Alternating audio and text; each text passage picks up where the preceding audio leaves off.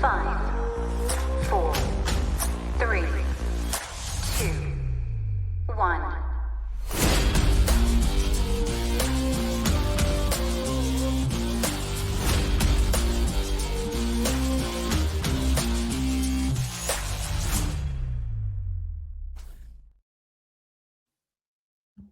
All right, everyone. Thank you for joining us today in this webinar and live conversation.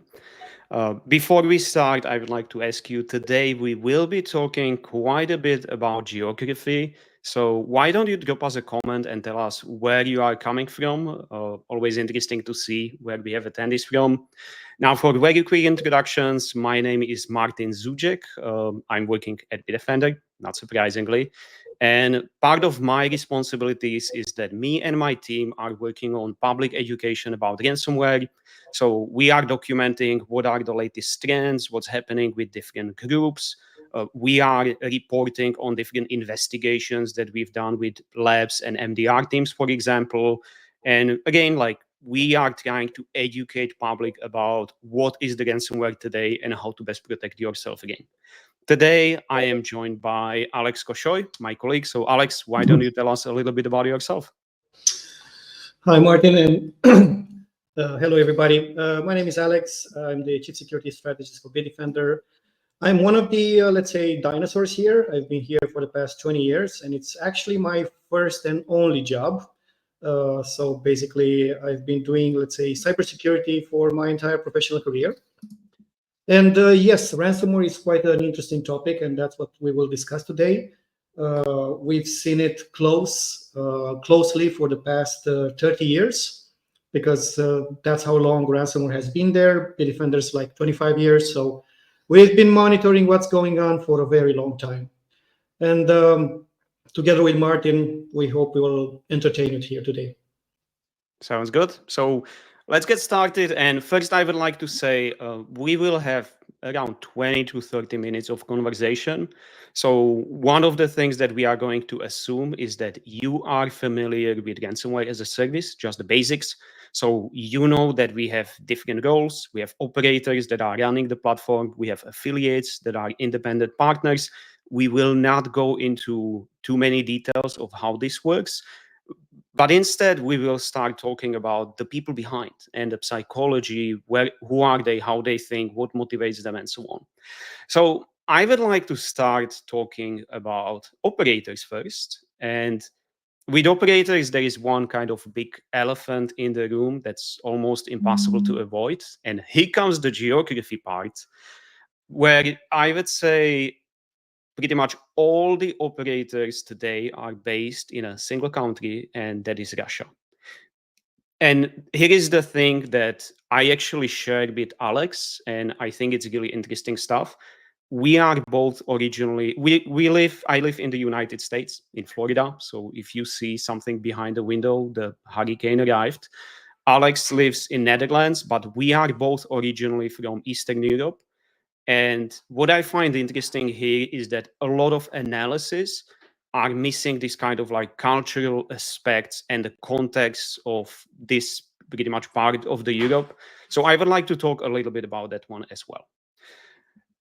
So when talking about what are the reasons why almost all these operators are based in Russia? There are a few that are well known and understood, and we heard about them all the time, and there are a few that are not so common. So the first one, and I would say the most important one, is international immunity.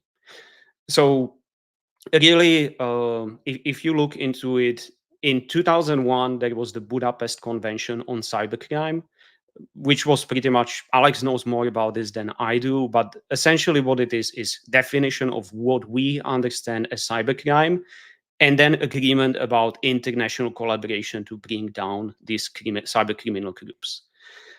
Russia was one of the countries that did not sign or ratify it, with an argument that this can go against the national interest of the country. So again, what we define and understand as cybercrime can be understood quite differently in this part of the world.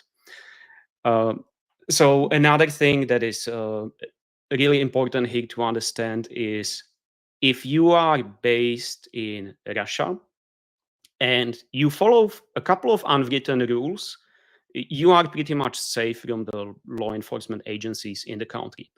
So those rules can be overly simplified, but you can say there are two things that you need to do. You avoid targets in the CIS, the Commonwealth of Independent States. These are really ex-Soviet Republic states, except the Baltic. And the second thing is, whatever you are doing, you are not going to cause like internal disturbance within the Russia. So for example, you don't fuel the money to the groups that are against the government. If you would do any of those, like you would be immediately shut down. Alex, does this anything you would add that I missed, or?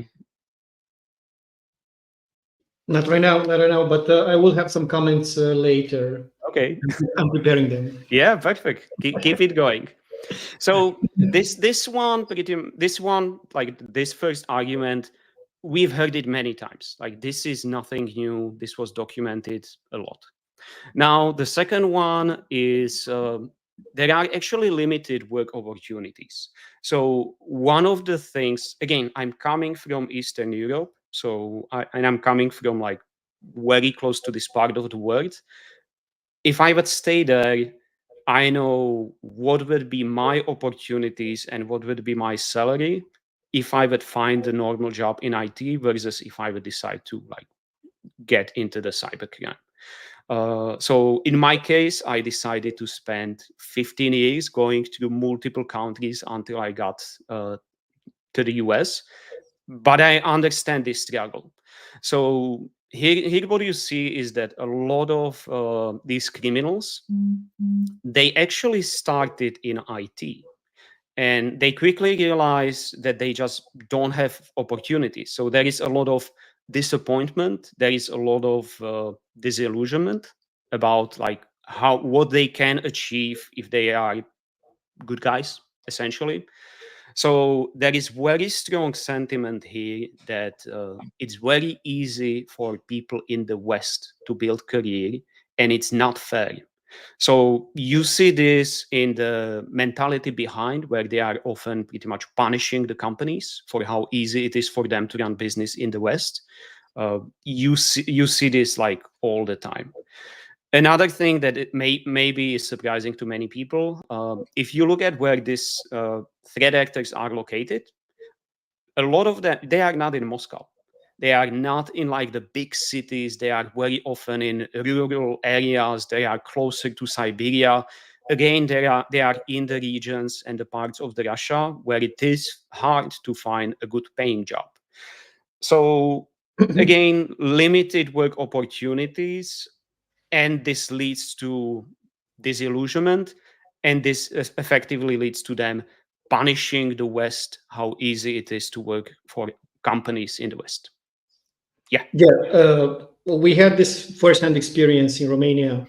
Like after the fall of the communist regime, basically there were large cities with quite a large population because they have industrial parks that eventually closed because they were not really productive. They were state sponsored, and once that disappeared, people had to find different jobs.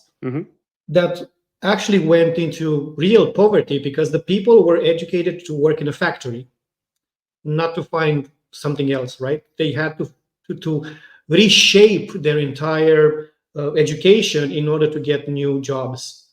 So the trend of okay, look, you can do this in cyber and make a lot of money was very, very interesting for youngsters, because even though they weren't, let's say, technically savvy, they were getting a recipe from other countries like, hey, follow these steps, help me out with this, and you're going to be rich. You're going to have a BMW, you're going to drive a nice car, you're going to go to the good restaurants, you can drink champagne or whatever. So definitely that had an impact, not necessarily for punishment reasons, for punishing other companies, but for, hey, I can do something with my life. I can achieve what my parents and grandparents did it. And that was the education, the level of thinking in these cities, that there were no jobs, limited work opportunities, as I say.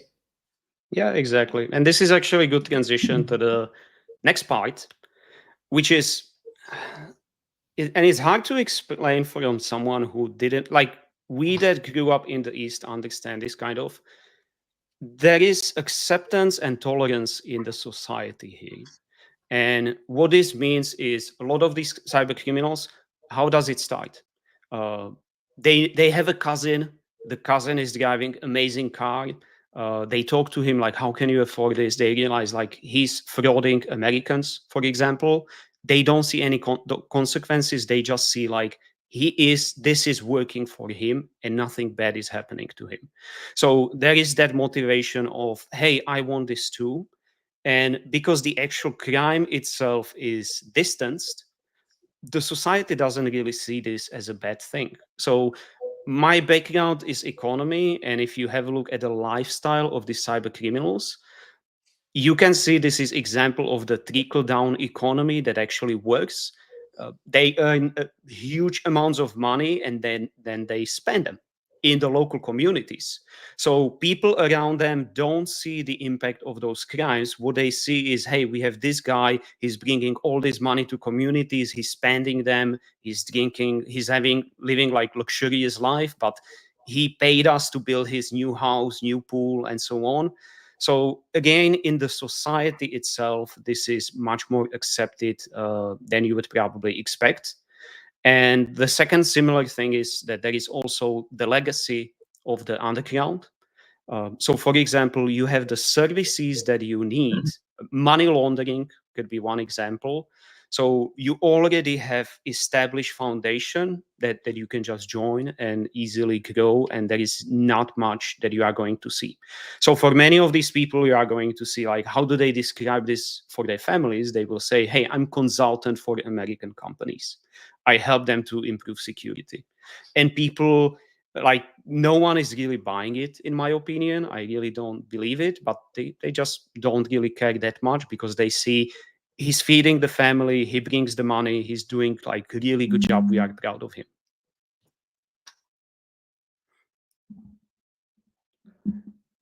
So, and the final thing is, this is really interesting for me, is again, coming from Eastern Europe, it's the technical expertise.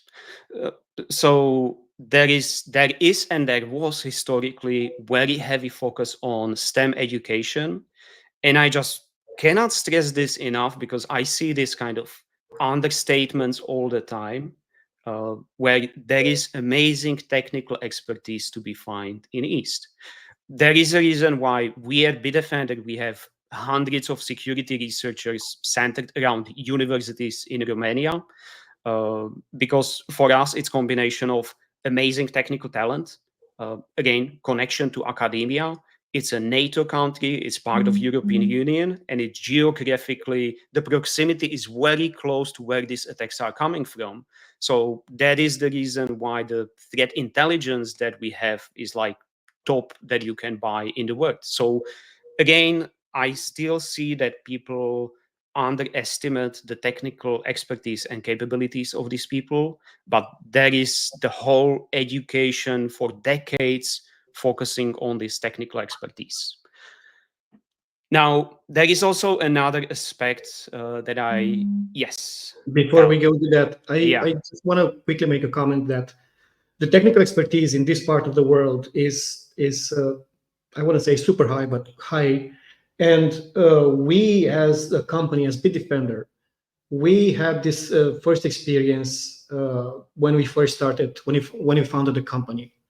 Initially, the mother company, which we were belonging to initially, it was doing just software for other countries or for other corporations. But since I'm talking like 1990, okay, back then the internet was very in its incipient phase, and data traveled from one computer to another to floppy disks. For the people that are less than 20, it's like the 3D print of the save icon. That's the save icon, exactly. So that's how you transfer documents from one place to another. So the quickest way to send data through one country to another would be actually have a bunch of those and ship them, right? It would be faster than basic dial-up connections. So back then, viruses or malware was spreading rather geographically rather than through other means. So if two countries were neighbors, viruses were spreading among those countries. And since Romania was closer to Bulgaria, Ukraine, Russia, which were large producers of malware back then, Romania was getting infected quite a lot by these viruses. So Florin, our CEO, decided that we need to create a solution to protect ourselves. So they created the first AV for us, internal. And then we noticed that we had so much demand from other companies that were working with us and they knew about the project to want to have this product too, that we decided like, okay, so there's also business opportunity. People need our software. And that's how Bitdefender was created.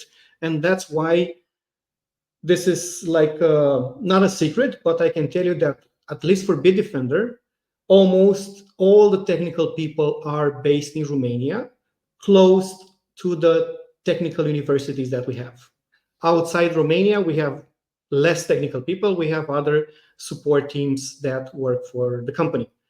Because here is the mathematical and programming know-how, which it's reach out to our blood proud and so on. You get the idea.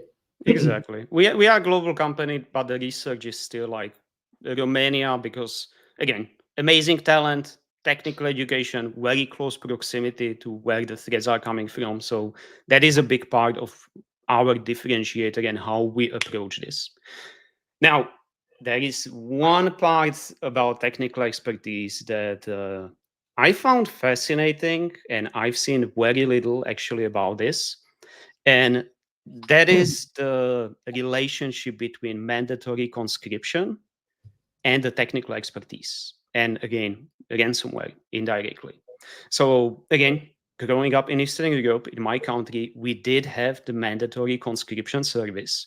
So I remember it where you are very careful what's going to happen to you. Yeah. So when you are when you are drafted, you really think, what do I want to do and where do I want to end up? Like, is there anyone in my family? Are there any special skills that can get me out of this mandatory service? And one option that you do have in Russia is if you have technical background and you are drafted, why don't you join one of these cybersecurity offensive units? Think about it this way: if you are young male, you are drafted and they give you two options. Tomorrow we will send you to the front in the Ukraine where you can die, or we will move you to Moscow, we will give you training, we will give you all the skills, and you will work, you will probably have apartment and you will be working with computers. What are you going to choose? So it's a really clear choice, like in this example.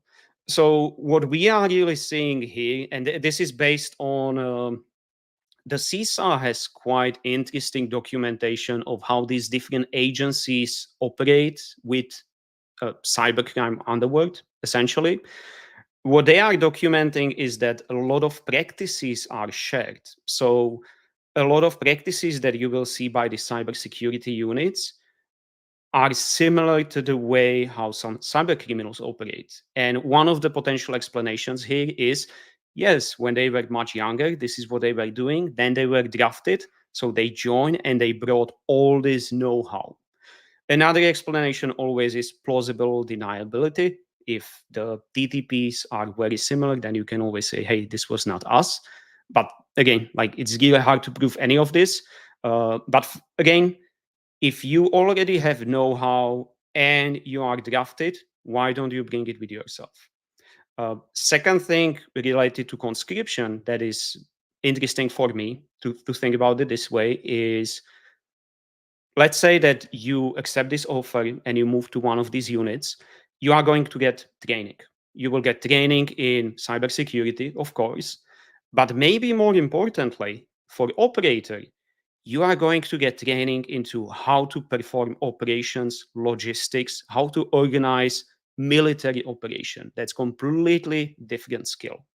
And then when you go back home and let's say that you decide that you are interested in the cybercrime, these are the skills that you learn how to put together operation, not necessarily technical skills, but again, for operators of these ransomware groups, something that is incredibly powerful, which is again, how you are doing planning and how you are putting all of this together.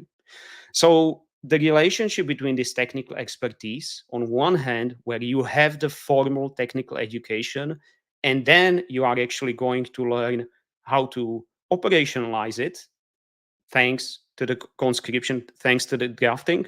That is powerful combination if you decide to build your own ransomware as a service group. Alex, any thoughts on this? No, I totally agree with you. And it's not just this, guys. I mean, yeah, you get the training, you get the, the military thinking. You also know how corporations work. You go home and you have so many ideas in your head on what to do next. And that's the main point where you have to make a decision. Am I going to work remotely for a company in, I don't know, US, if they accept us? Probably not. Mm-hmm. Or am I going to go into cybercrime, make millions, and I don't know, Work what from would be home. the choice? What would be the result of that choice? Yeah, exactly.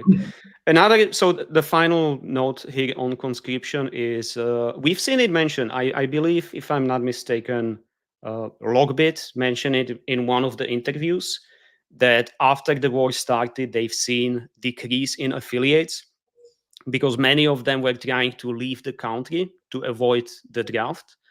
And this is when we are getting these threat actors leaving Russia as geographic location and trying to move to different countries where, of course, if the law enforcement knows who they are, their identities, that is really good opportunity to catch them as soon as possible. What do you think? Like, so far we've been talking about Russia mostly, but Yeah, again, like, this is not, you cannot say it's only one country. You can talk about it when you talk about operators. That's different story, but there is a lot more. exactly. And when it comes to operators, yes, there are other countries that have their own operators, but we're going to be discussing that, let's say, in our future webinar, which is on 6th of November, which is longer than this intro part of it, regarding what they do. Because in other countries, the interests of the operators and the ransomware ecosystem as a whole is a bit different. But besides of the operators, we also have the affiliates. So basically, the operators are the people that build the ransomware and the infrastructure behind it in order to offer you all the possibilities to from the moment you are targeting a company to until you monetize. And then you have the affiliates, which are basically the people that are doing the heavy lifting. They are the ones compromising organizations. They are the ones in, extracting, exfiltrating data, encrypting the data, and then even do negotiations and so on. So, and in many cases, that's why if you look at the split of the revenue, like 70% of the money goes to the affiliate, the guy that's doing, like I said, the heavy lifting, and just 30% or maybe less in some cases goes to the operators, which just build infrastructure. They are developers, pretty good developers actually, and they expose themselves to a less risk. They don't hack anybody, and they are in a country that police won't try to target them because they don't have any victims in their own country. And go ahead. Just a quick note, just to stress this out, affiliates are anonymous people. They are usually they are no name.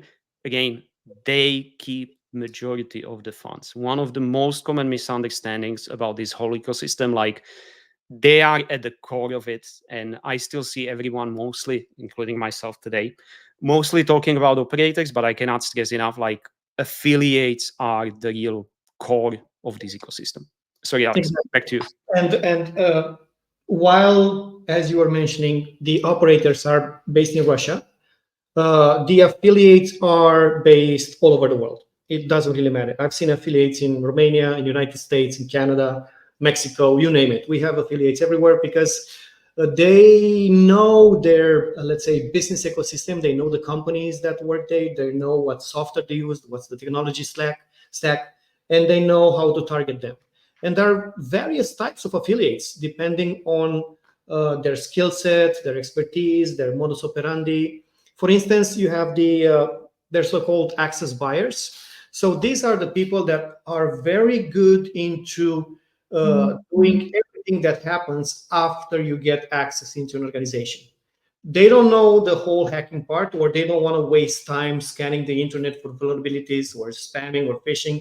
They know that once they get full access in there, which is basically a remote connection to a compromised computer, they know exactly what to do after. So what they do is that they go on to various forums or markets, usually within the darknet, so protected by the Tor project. And what they do there, they will look for announcement or posts saying like, hey, I'm selling access to a company in the UK. They have a $10 million revenue per year. They have, I don't know, 200 employees, and the security solution they're using is this. Okay.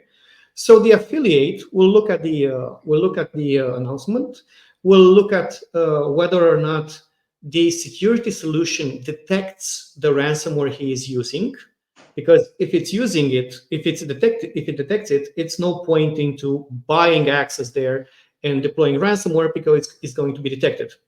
But if it sees that, hey, this antivirus or this MDR solution does not detect the ransomware I'm working with, then it's a good investment to purchase access. Once you do that, you actually immediately get remote connection to that computer and you do your business, which is basically lateral movement, data exfiltration, and eventually, after, in general, about 2 months, you finally do encryption and you work with the victim for payment. So these guys don't want to spend the time to actually find the victims. They just want to purchase the victims. Then you have the spammers or phishing affiliates. These guys are pretty obvious what they're doing. They're trying to obtain access into the companies. So they'll try to convince the employees of various organizations, because it's a mass operation, to either download or click on a link or just enter their credentials to a particular fake website. Because once they do that, they can later decide whether or not they want to fulfill the full operation, or this data will just be sold to the access buyers. Then you're going to have the brute force attackers. This is actually, unfortunately, one of the most common ways of compromising organizations. And usually we're talking about RDP connections, which is remote desktop protocol for beginners.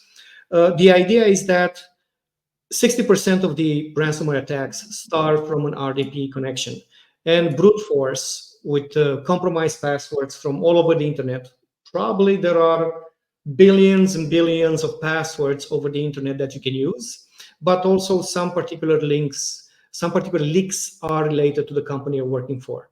So somebody that, don't imagine that they're trying manually or they're intentionally doing. No, they have scripts. They try all these credentials automatically. And once they have a hit, the connection goes through, it gets notified, and then the affiliate decides whether or not he does the ransomware himself, or, like I said, they sell it to somebody else, to a different affiliate. It's very Then, transaction. I'm sorry. It's very transactional, a lot more than people think. Mhm. So Exactly. there are small transactions, initial access brokers just selling access, nothing else, somebody else buying it, using it, and so on. So it's not really it's not good thing to think about ransomware as a company with different roles. Again, Yeah. it's more transactional. It's more like separate entities that have very clear definition. I buy this, I sell you this. This is where I make my profit. And this is a lesson they learned for the past 30 years. Because initially, the operators that were actually building the infrastructure, writing the malware, maybe incorporating some exploits for lateral movement, they were also the ones doing the attack, the infection, and all the steps, right? So they were the same group doing everything. But they noticed that it really requires a very long skill set. You have to know vulnerabilities, coding, and all sorts of things like that. And it was very hard to scale. Like if the same five guys doing everything, you're not going to make billions. You're going to make maybe a few millions. And also, since it required such a technical knowledge, um, they were making mistakes. So 10 years ago, we were still finding ransomware that had flaws in the encryption mechanisms, which meant that for a cybersecurity company or independent researcher or a mathematician, you could actually see like, hey, this guy's made a mistake. I can decrypt the victim for free. That doesn't happen anymore. They learned the lesson. They learned how to separate everything. I'm doing the coding. You're doing the exploitation. You're doing the negotiation. You're doing the crypto stuff. You're doing the money laundering. So it's a fully operational business, but not single business. It's a multi-headed business. So if you take one, it doesn't mean the system will not continue anymore. It's still going to be there. That's one of them. Go. That's one of the most common mistakes when people say ransomware as a service is about enabling people without technical skills to participate. In reality, it's more about replacing generalists with specialists. So every part of the attack is becoming more dangerous, scales more than before, and so on. So again, like very common misconception is that this is about enabling everyone to become cyber criminal, when in reality everyone is becoming specialist in their field of expertise. And that's why it works, and that's why ransomware is not going to go away. Continuing to the affiliates, we have. I'm not going to go into more details because some of these, let's say, categories are pretty obvious. You're going to have the data exfiltration experts, which are reading. They're stealing your data, but not only that, they're also reading it, because it's very important in the negotiation phase. You will say, I don't have money. And they will say, I see in this particular document that I stole that you are insured for $500,000. Give me that money. It's not even your money, it's the insurer money, right? Then you're going to have the lateral movement and privilege escalation specialist, which, like I said, it's pretty obvious what you're doing. Targeted attack specialist. These are used for high value targets, right? They're not going to do any mass operation. They're going to focus only on particular individuals in the company. They're going to try to impersonate them. They're going to try to do a very high level exploitation. But the idea is that these high value targets will actually have, in the end, a high return on investment. We're talking about from 10 millions and above. If they manage to hack them, they will get the money. Obviously, you're going to have your average penetration testers, which can have a very lucrative business working in the legit world, but some of them join the dark side and they're going to do money with ransomware. And other actors are going to be rather focused on the other parts of the ecosystem, such as support, cryptocurrency, money laundering, and so on. And then you have your black swan, which is basically the affiliates that are super, super high skilled. They will know to do all the steps from selecting the target to getting payment from the target. They know to do all the steps: infiltration, exfiltration, ransomware deployment, negotiation, everything. These guys, we call them hands-on keyboard approach. They don't use tools. They don't need tools. They have in their mind is just muscle memory. They know exactly what they're doing. And the money is just a way to keep count of it. They are motivated by their technical expertise. I can hack you. I can hack anyone. And the money is just counting there, to support the relatives in the future. It's not. They're not motivated by money whatsoever. And final point I want to make: ransomware affiliates are not tied to a single ransomware strain. They can work with anybody. They can work with all the families. So if I see that a company uses a particular security solution that detects ransomware A, doesn't matter. Affiliate. I work with ransomware B, C, D. I deploy whatever I want. Money is money. Everybody's making money in this industry. Sorry, Martin. No, I was just going to say, when you were talking about super affiliates, also something that we see happening is like you don't always talk about individuals. So sometimes you have a team of affiliates that are working, like 5 people that work together really well. They like to take the challenging jobs. They can work with multiple operators. So again, doesn't need to be individual. It can be a team. And for many of them, this is kind of equivalent of capture the flag challenge, like where they are trying to go after these challenging big companies where the payout is huge. So, Exactly. talking about the huge payout, Alex, what do you think if we will share the little present that we prepared for today? Of course, I was actually waiting the whole. Yeah. So, what we are sharing with you now is just to show you again. Keep in mind, many of these people are coming from rural areas. They couldn't find normal job in IT. So we will just show you the takedown that happened in Russia. Bitdefender got nothing to do with it. Last week, I want to say on Thursday, if I remember correctly, but just pay attention to the lifestyle of these people. So this is one of the videos from the takedowns that happened last week.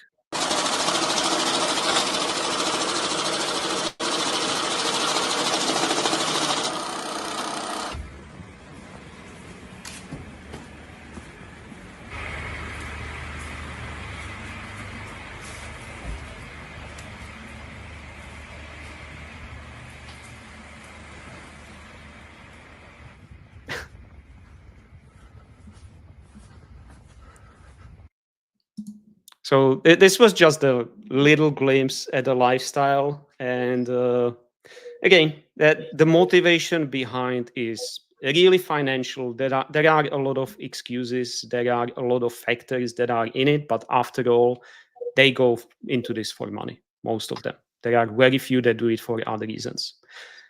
Alex, what do you think if we have a quick look at the questions and then we talk about what are we preparing next? Sounds good? Yes, I think it's time to do that. Yeah. So we have a few questions. I would say the first one is, what is data exfiltration? Uh, you want to take it? Yeah, sure. Data exfiltration means that uh, personal or very classified or very important data is stolen from your company. Let's say financial records, contracts with other companies, legal documents, maybe even personal data like personal photos that you accidentally stored on your, let's say, work computer. Although there is ransomware that also targets individuals, not just corporations. So basically, they do this step. They first acquire the data. I think we didn't mention today because we are limited on time, but the ransomware attack takes about 2 months, a professional one, I mean. And within these 2 months, they steal the data, they deploy the ransomware, and so on. But in these 2 months, they make sure they have access to all the parts of the network and also steal most of the information that sounds interesting to them. Now, once they have that and they encrypted the network, the victim has the first option is to pay. Okay, you pay for the decryption. But what if the victim says, I have backups, I will not pay? Then second option is, but we have all your data. We can either sell it or we can blackmail you to pay for us not to sell it to somebody else. Guess what happens if you pay not to be sold to somebody else? You pay, but they don't delete it. They still have it, they can still monetize it. Okay. So that is data exfiltration. Yeah. And what we are seeing more and more now is we still call it ransomware, but many, if not most of these groups, data exfiltration is the primary method. Data encryption is the secondary for them. So the whole ecosystem is shifting more towards this model. The next question that we have is, what does Bitdefender do to prepare for inevitable danger that quantum computers bring to cybersecurity? So, hey, this brings us back to the technical knowledge, because we actually do have a team at Bitdefender that is dedicated to quantum computing, one of the few endpoint security companies. I don't know about any other company that is doing this. We do a lot of security research as well. So, for example, this year at actually both Black Hat and DEF CON, We presented a session where we took this upside down. So we published the research where we are looking at quantum computers, not as tools, but as a targets.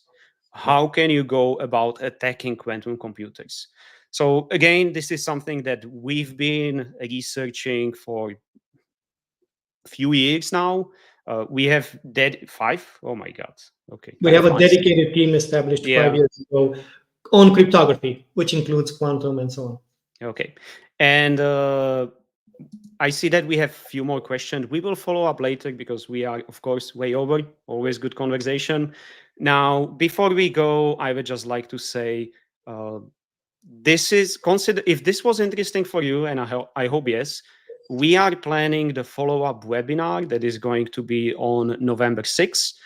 It's going to be me again. It's going to be Alex. We will be joined by our colleague Dragos Gavgilut, who is professor at university, and like if you have ever heard Dragos talking, like he's amazing.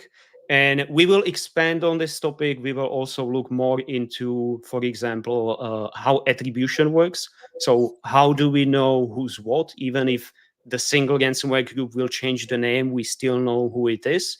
So again, like take this as kind of trailer or preview of that session, and we will do like a proper webinar with special guests where we will go over a lot more that we didn't have chance to cover today. The link to this webinar is going to be in the comment section.